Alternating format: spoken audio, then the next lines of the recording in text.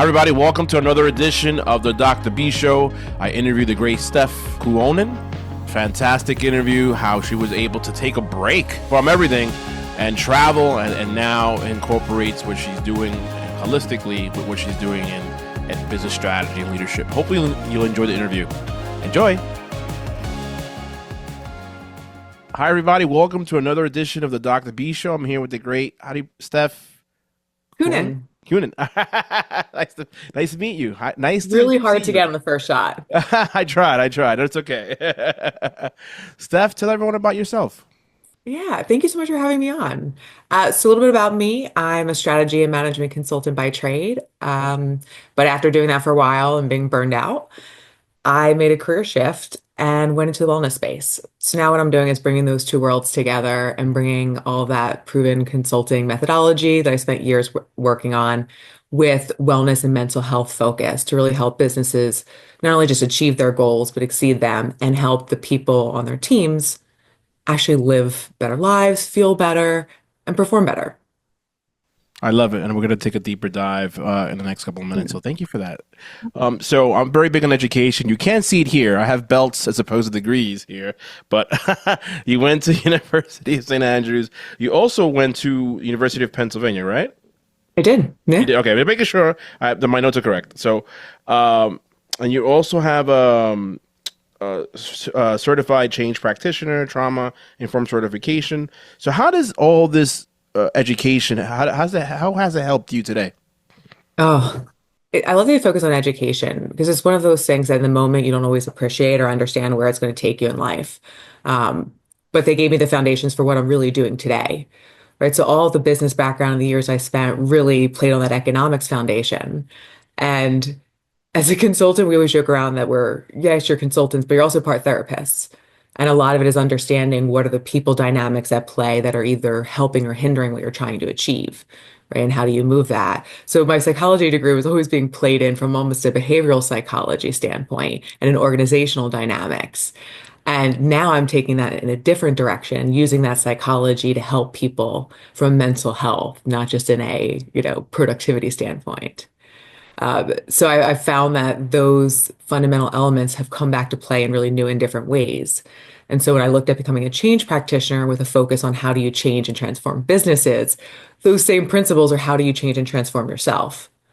And then really the trauma informed component is, life is hard, right? And we all deal with a lot of difficult things. No one gets out alive. No one gets out without struggle and pain and challenge.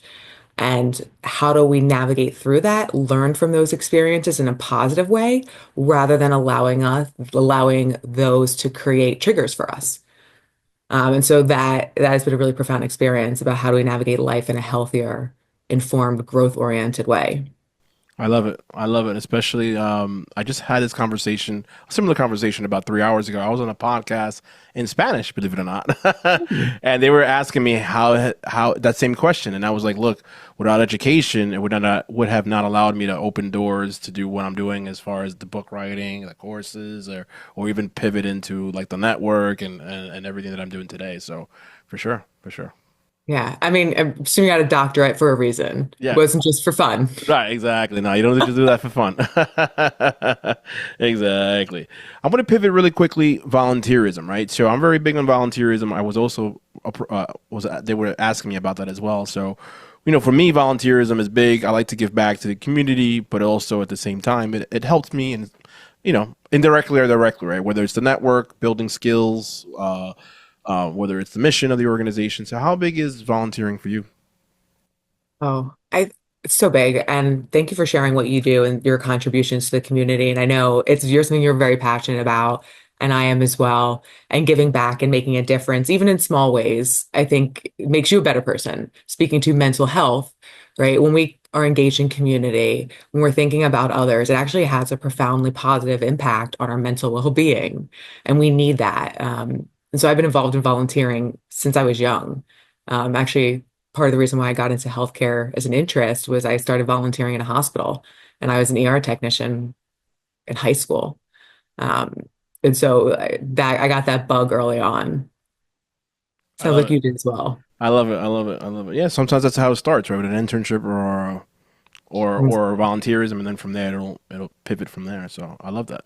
I love that. Same. Yep. So I'm gonna expand a little bit. So Yeah. your thoughts on mentorship. So for me, whether it's formally, informally, like I guess informally growing up was one of my professors in undergrad. Without him, I probably wouldn't be here, right? But besides that, of course, I gotten mentorship along the lines with my real estate gig, real estate stuff, and of course now with my consulting stuff. I actually also had a conversation with a gentleman who's a little bit ahead of me, and he was giving me some tips. So shout out to Angel Gomez. But what are your thoughts on mentorship? Thanks, Angel. Hey, thanks, Angel. The literal angel and the Yeah, metaphorical ones, right? exactly.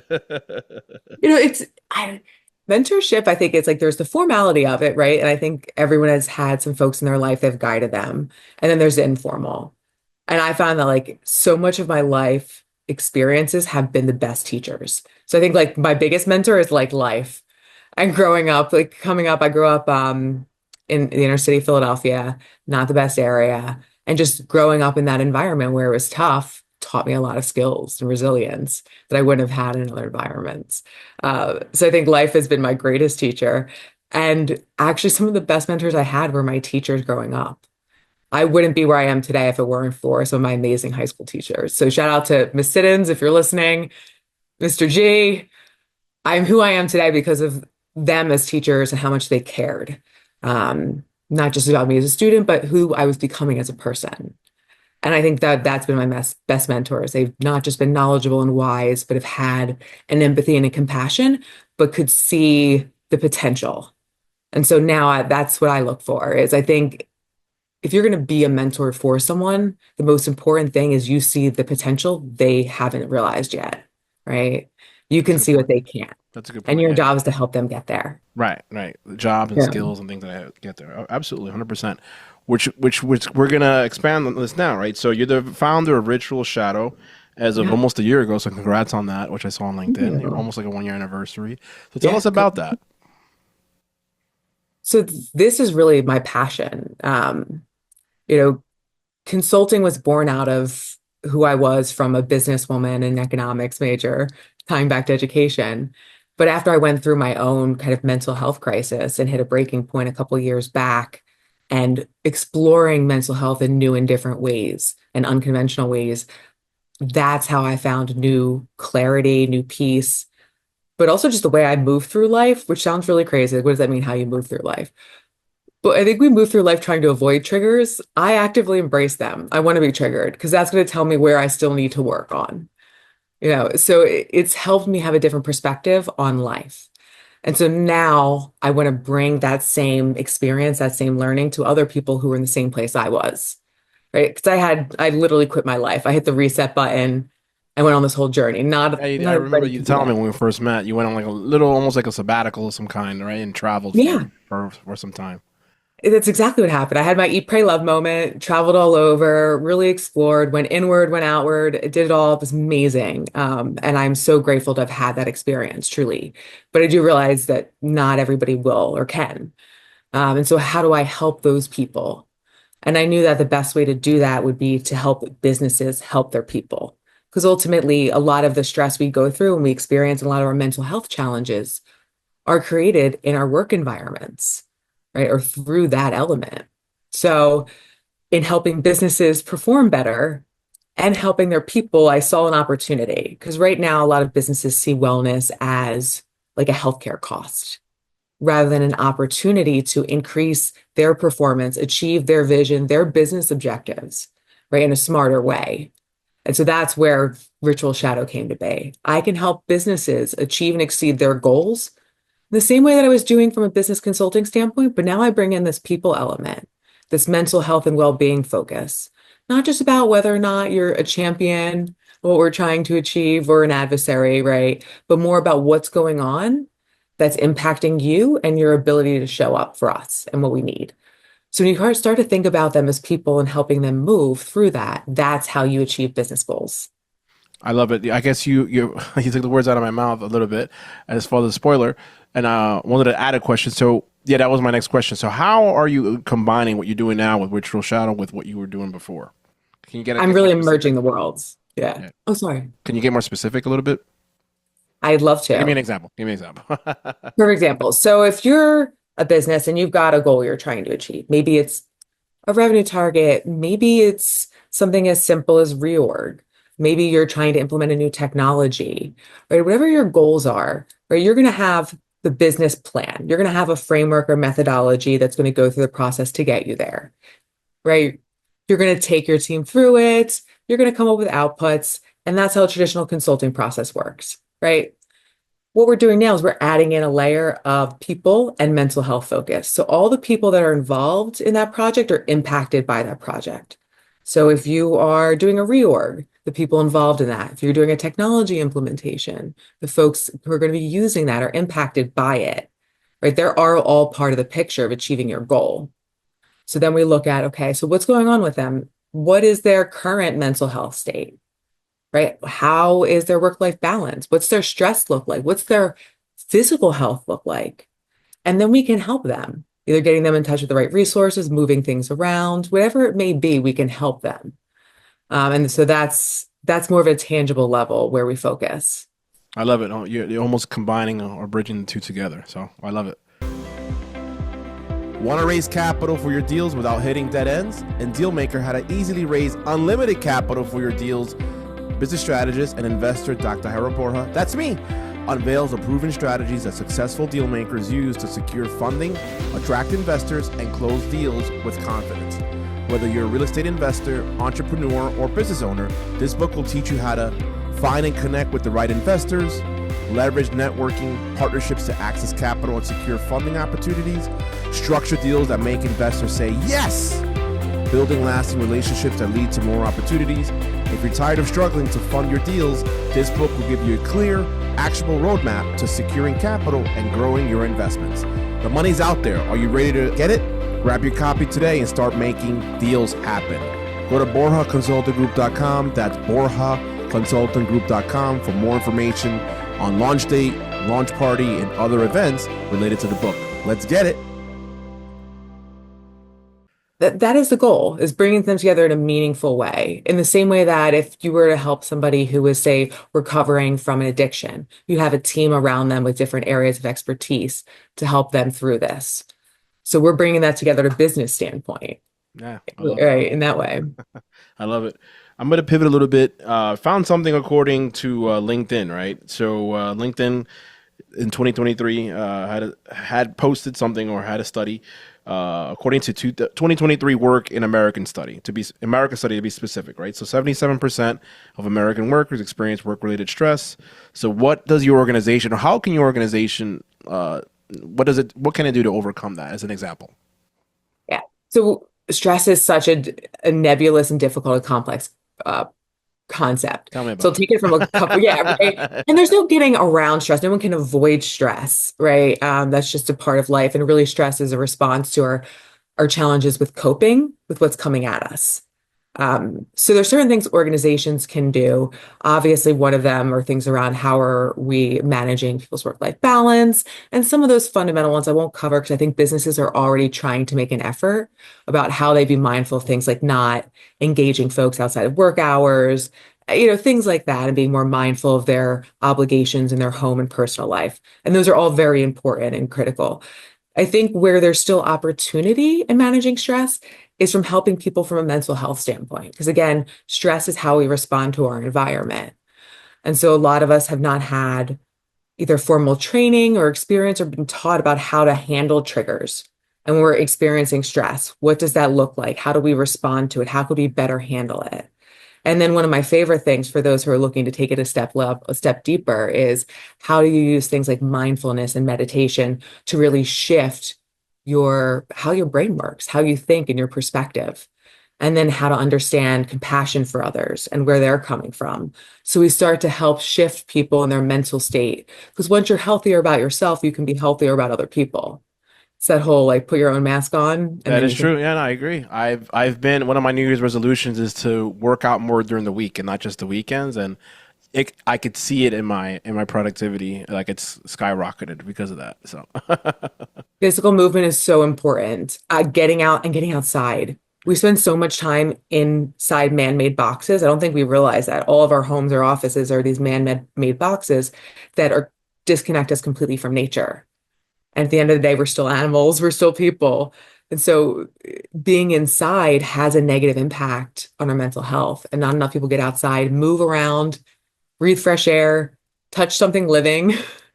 Like, all of those things are just really fundamental that we've lost touch with as society and technology have progressed forward. That makes sense. So congrats to you on taking back Thank you. your Take it mental, back. physical health and mental health in that Nah, way. yeah, I feel so good. I did my least favorite body part, legs, but I feel good. I feel good. It's really funny. Men don't like legs, women don't like upper body. Upper It's body, right? yeah, there's definitely a pattern. Yes, yes, yes.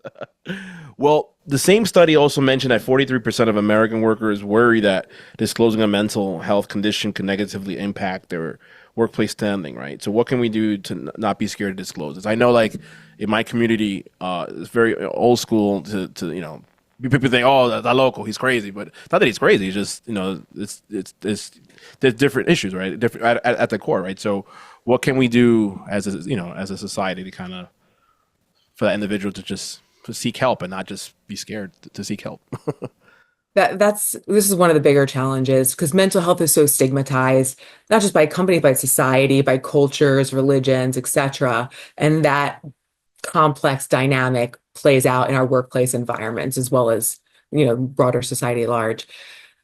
I think what I would share with anybody having been in a place where I was struggling with my own mental health and being vulnerable about it was very difficult for me as well, is there are so many more protections in place these days to enable you to not only just share that, but get help as a byproduct of it.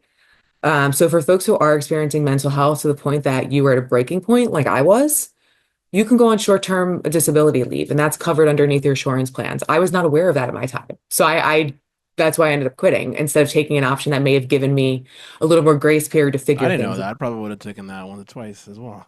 A lot of I think people would have. And so more and more, I do encourage people to take advantage of short-term disability leave to address your medical health issues or look at things like sabbaticals. While my sabbatical was not sanctioned by my job, I took that personally. Um, I left the company to go on that personally, but more and more companies are being open to people doing things like that as a way to help facilitate their own growth and still giving them the opportunity to come back. So looking for creative solutions to help people, I think, is always the answer, and realizing that there's not one solution for everyone. I love it. I love My it. It's not advice. never one size fits all, or else we would all be Mm. millionaires, right? We'd all be millionaires, right? If only. Hey, so what are the final thoughts? What final thoughts would you give an entrepreneur who who doesn't see light at the end of the tunnel, who has challenges, whether it's mentally or whatever the case may be? Why should someone reach out to someone like you or someone like you in order to help overcome what they're overcoming? Yeah, thank you for asking that. I hope that if anyone out there is going through mental health challenges, in whatever shape or form that looks like, that you get some kind of help. Because you're really not in a place where you're able to do it alone or by yourself, right? That's Especially a challenge of mental entrepreneurship in the health. beginning is You yeah, know, it's a one man shop yeah, unless at the gate you hire a few folks, but in the beginning you're alone a lot of the yeah. time. Yeah. And so surrounding yourself with the right people in the community to support you becomes so critical. Not just from that, who can you delegate tasks to, but who's going to support you in your vision, your mental health through it, because it's challenging. Every business has its ups and its downs and right its challenges and failures. And so being able to have support system through that to keep you going, there's nothing that can replace that, right? Um, and then really kind of realizing that two greatest things that I remind myself is every rejection is a redirection. So when you do hit a stumbling block, a failure, or a point where you need to pivot, that's good because it's directing you on a better path. The one you're on was not right.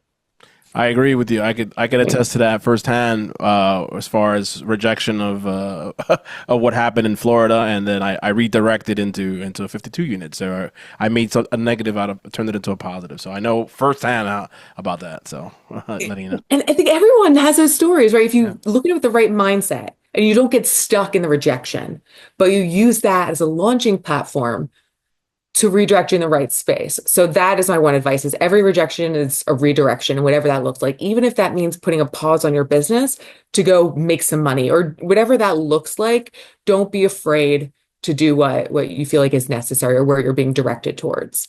Um, and then there's always a way through. I think the other challenge again around getting stuck is we can feel like, I don't know what to do. There's always a path forward. That's where leaning on your team becomes really fantastic as a sounding board. And again, I would encourage people to find ways to do meditation or mindfulness as a way to go inward. We spend so much time doing, going. We don't actually know how to listen to ourselves or take a break or think and stop. So working on developing that skill set of being present, going inward, and really thinking about what we want to be doing is where you're going to find your answers in your direction when you feel stuck. That's a great point. I can tell you again firsthand. I wasn't working out during the week for a couple of months, and it was affecting me. It was like heart palpitations at that point and all that. So, Oh my gosh! And as a small business owner, I've experienced this. yeah. The business as it started out has been pivoting as I've learned and grown and gotten feedback from folks and continue to move forward. Right, my life is a story of like hitting a roadblock and using that to launch and pivot forward to the next thing.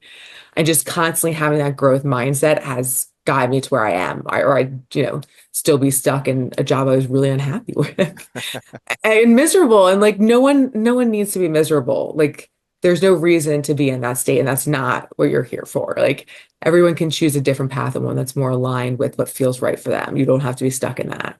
So I love that you've done that. I've done that. And I know so many entrepreneurs have used failure and rejection as their chance to kind of launch in something better. Absolutely, 100%. One of my final questions is, what are you working on now that's on the horizon? Is you have a program, workshop? What can you promote that what's coming up? I've got some fun stuff, both for like individuals and businesses. I'm actually doing a talk with the Philadelphia Society for People and Strategy coming up in February.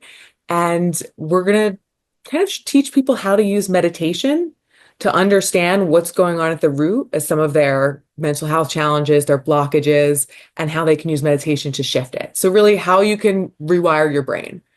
So I'm really excited. And that's something that we're going to do in a small workshop setting, just to introduce people to the content and concept. But it is a full program, training program, where again, I want to help people really take their mental health into their own hands and learn how to use meditation and other kind of mind-body therapies to change their mind in positive ways. I love it. And then if you're a business and you're looking to achieve some goals and business objectives this year and you want to do it in a way that helps your people and maybe exceed your expectations, come talk to me. That was my next question. I was like, where can people find you, or how can people find you?